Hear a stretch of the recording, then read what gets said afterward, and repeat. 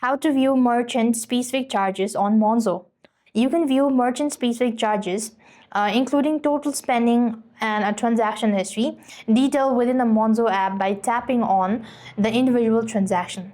So basically, what you want to do is open the Monzo app and tap on the specific purchase from the merchant in your feed. As you've done that, you want to scroll down to see the transaction history for that specific merchant. The screen will show the total number of transactions, average spend, and a total amount spent at the merchant as well. And when you do this, you can tap on the totals to see spending over a different time period. And when you've done that, you could simply go ahead and go to the Trends tab in the app. And if you have enabled the See Your Spending by Merchant feature in Monzo Lab, you can view your spending category by each merchant as well. If you are a Plus or a Premium subscriber, you can view merchant-specific spending across all your connected accounts.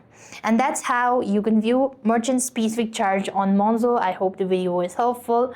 Make sure to like, share, and subscribe. Thank you for watching. See you in our next video.